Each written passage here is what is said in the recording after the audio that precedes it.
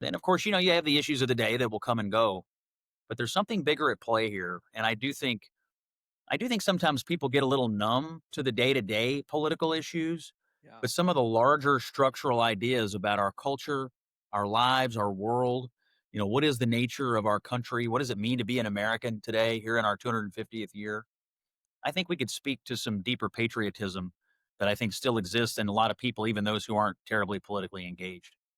Yeah, no, again, it's a great that's why I have my show. That's why it's called what it's called in layman's terms, because these are the people that are not necessarily wonkish. But one piece of ammunition I want to give you, I'm sure you know it, but I got to speak at a couple of the president's rallies in my state when he came to town in Nevada. So I was in both Las Vegas and Reno, and I like to go walk around after 20,000 people are there.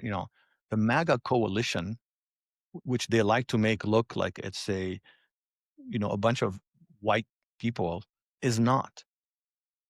When I walked around these hallways, I saw every race, every socioeconomic background. Um, I saw everything. It was like the most encouraging thing in the world. In fact, I met two Swiss people that were just kind of checking it out. And I said, this is who we are.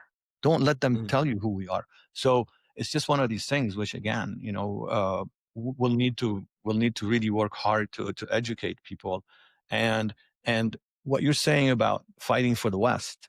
So how, when you find yourself on CNN and people come in, and I love watching you because you try to keep a straight face, but if somebody was reading your mind, so how do you? I mean, you do an amazing job, but how do you push back? Not just for pushing back and scoring points. It's about Mhm. saving the country. It's about saving the West. So when you do that, how do you try to get through?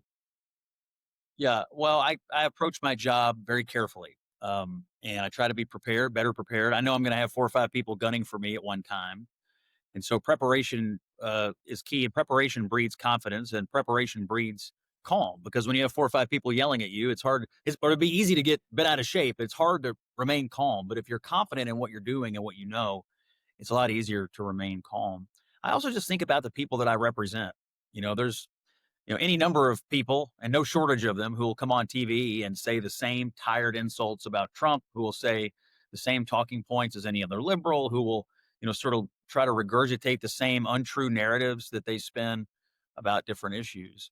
But there's a whole world of Americans out there who absorb the news the way I do, who are more conservative. Uh, I mean, even people on the center left, I don't think are sometimes well represented by the radical left that you constantly see on your television.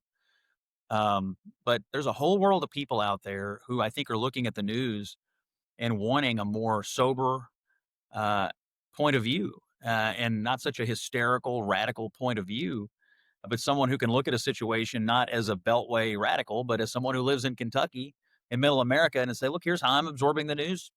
Here's how most people I know are absorbing the news. And here's a good defense of what Trump is doing or why he's doing it. Or here's the Republican argument, or here's a conservative counterpoint to what you just heard.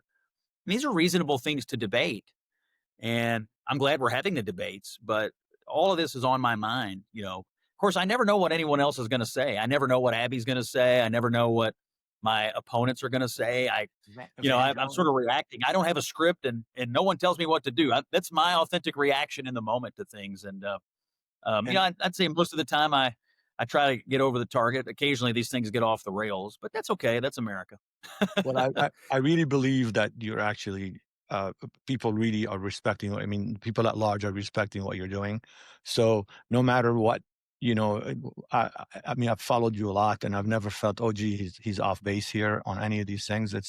But it's so maddening, and that's why I think we need to recruit people because Americans like the underdog, and one against five is underdogs